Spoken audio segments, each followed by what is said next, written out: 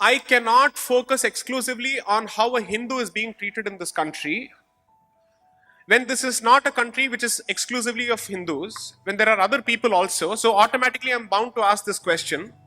Not only do I want to know how you're treating me, I want to know whether you're treating me at least at par with others. If it's an exclusively a Hindu country full of only Hindus, then the question of discrimination between religions does not arise. But equality and discrimination become relevant when there are others and you see that they're being treated differently.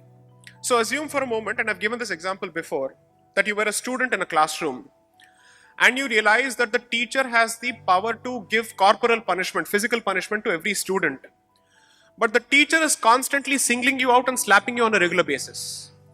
Your first question will be, why am I being slapped? Your second question will be, why am I the only person being slapped? Both these questions will arise. So at this point, both these questions have arisen in the Hindu mind with respect to the judicial treatment and the state's treatment of Hindus as a community and our institutions. Whenever you speak of state control of temples, your mind immediately says, I need the state for security, I need the state for maintenance, I need the state for crowd management, I need the state to handle administrative issues. And therefore, I'm happy to tolerate the presence of the state in the temple as long as they don't touch my religion, as long as they don't touch my religious affairs. According to me, there can't be a more self-defeating distinction. The institution's management and administration is in the hands of a different entity altogether, which is dying to call itself a secular entity, doesn't want to call itself a Hindu entity. And a fundamentally secular entity is holding the reins of the administration of your religious institutions. And you're operating under the naive belief that they will control only secular aspects which won't have an impact on religious aspects. How is that even possible? If the money is in their hands, the ability and the power to appoint people to different positions is in their hands, your security is in their hands, how do you hope to have the freedom only with respect to religious affairs? How is that even possible? Not possible. So to assume that as long as the state gives me the commitment that it will not interfere with religious aspects of an institution, I am happy and therefore my religion is secure, impossible. Because what you believe are the secular aspects are the ones that give you the power to invest in the society. Money, if it is secular, is the one that gives you the ability to invest in your community. So how can that essential aspect be in the hands of the government? The Jagannath Mandir in Puri is effectively run by 36 mathas. Each of the mathas are in the control of state government bureaucrats. Each of them saying, I don't have money, I don't have money. When the daily ritual of Jagannath Puri as a temple is based on contribution of all the 36 mathas, and over the years, every matha has progressively stopped its contribution to the daily ritual. Now, if this is the fate of big temples, then imagine what must be happening with chick temples. So in these big temples, citing lack of resources, which is the secular aspect which you've given to the government, he is saying, I can't give today's prasada, do whatever you want. I don't have the money to renovate. I don't have the money to maintain this library. I don't have the money to digitize this particular manuscript. I don't have the money to ensure that people do not come and do something that they're not supposed to in a temple in terms of security, employing CCTVs and whatnot.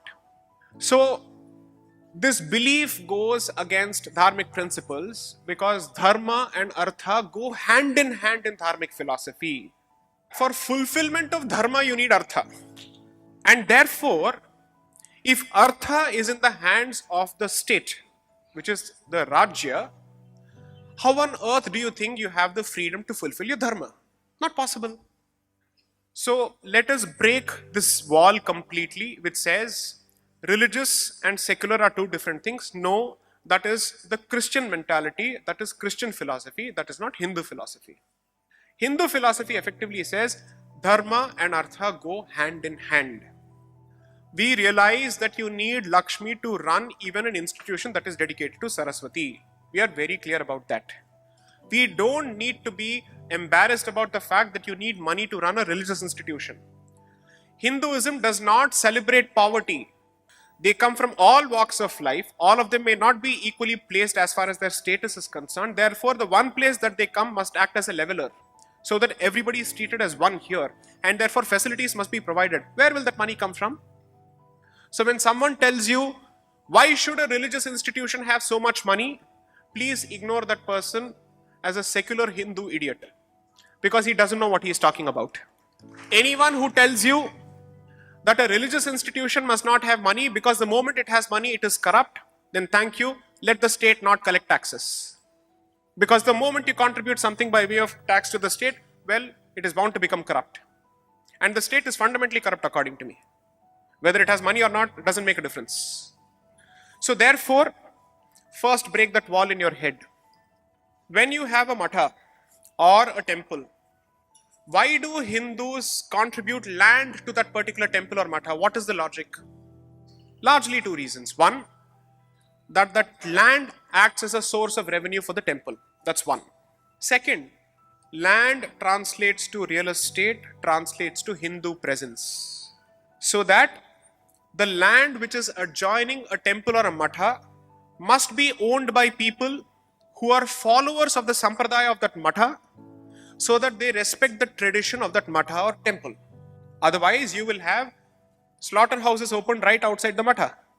If it happens to be a Shakta matha, then that's a different issue. It can have a slaughterhouse, no problem. But even then, it must be cut not in the halal fashion, but in the Hindu fashion, which is the Jhatka fashion. Therefore, even if it happens to be a Shakta tradition, I would be happy to give a meat house to someone who happens to be a practitioner of the Shakta tradition and to nobody else.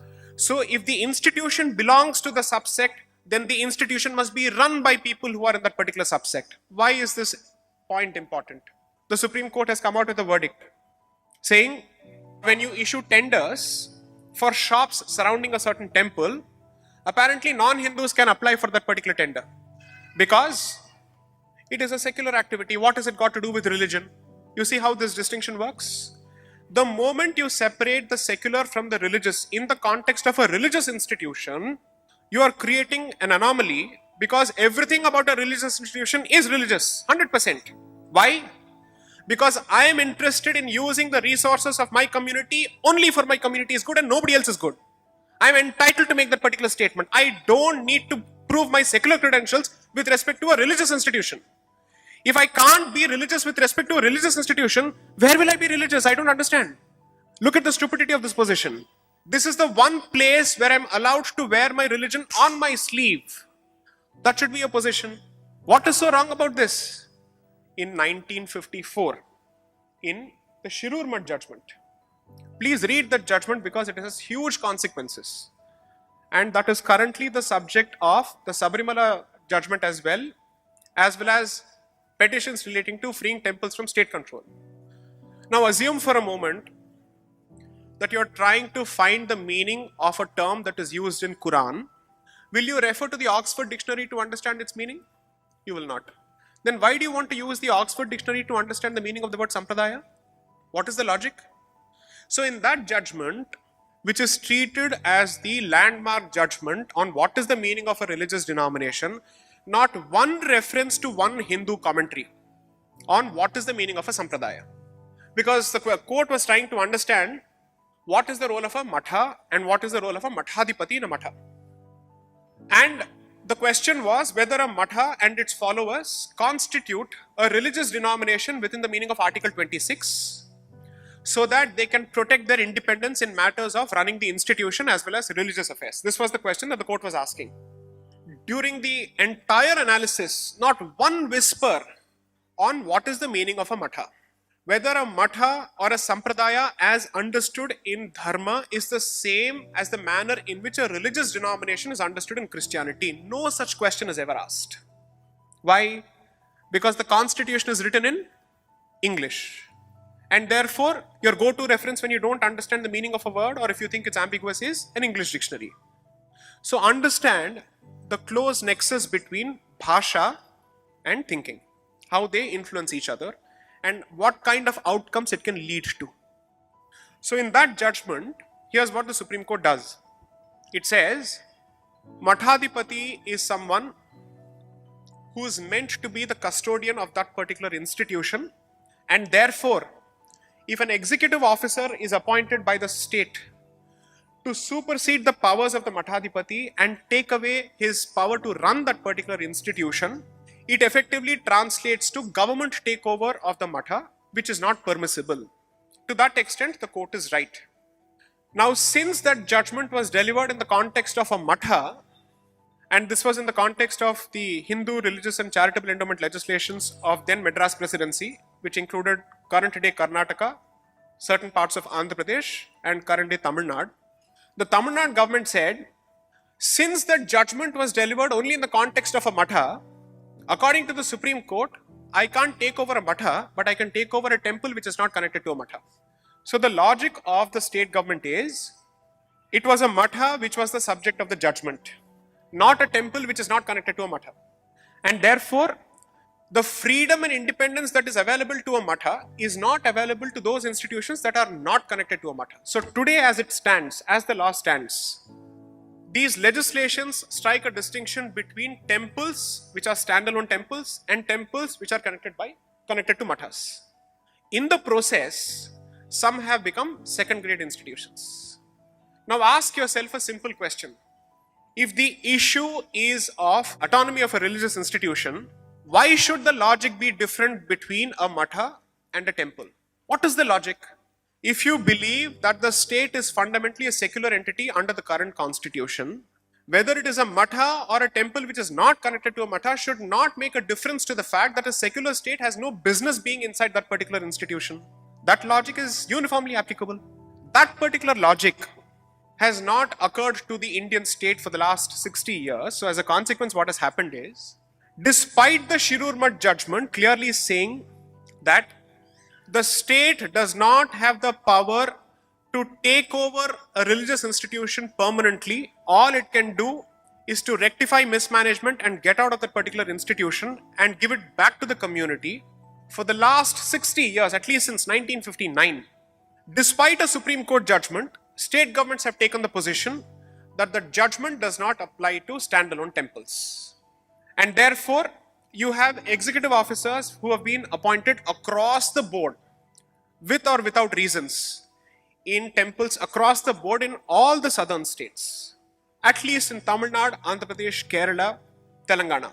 The point I'm trying to make is, even the Supreme Court's verdict has no value and its position has no value when it comes to the rights of the Hindu community. If the problem statement is that either the institution sometimes does not understand your position, or even if it happens to understand your position by some happy coincidence, the state is not willing to listen to the Supreme Court, then what are the options left to the Hindu community?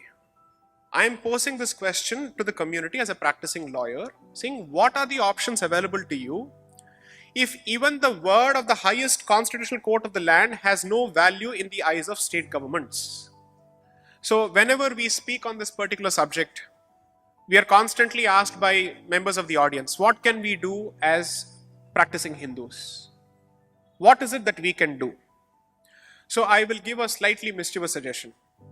Make sure that any government appointee in a religious institution, especially in a Hindu institution, is pushed to the limits of compliance, which is to say, he must constantly fear questions from the public. It must not be an easy ride for him under any circumstances. I am not asking members of the public to do anything that is illegal.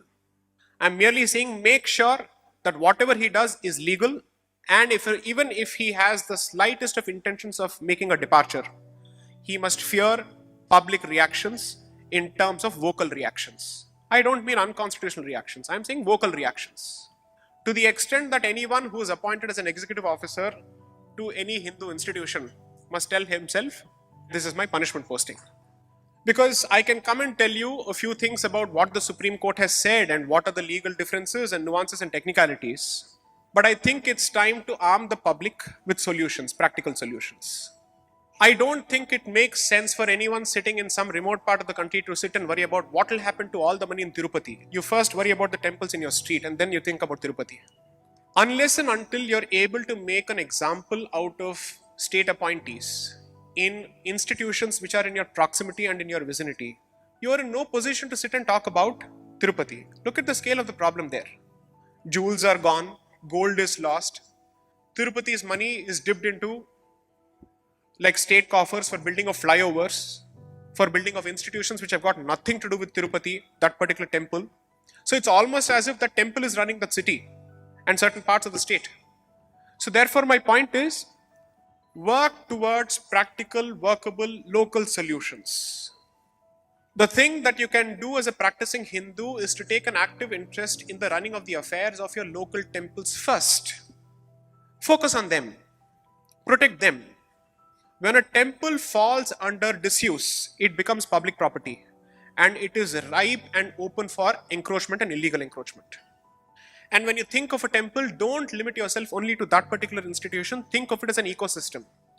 Which means when you think of a temple, you should immediately ask, most temples have lands associated with them. What is the status of the land associated with this particular temple? And you will find that most of them are under encroachment and illegal occupation. In most cases, not by members of the community. At least if it's members of the community, then you can still kind of hope to regularize it, take some rent. But if it's members of some other community, secularism will immediately come in the way. And you will not be able to take action.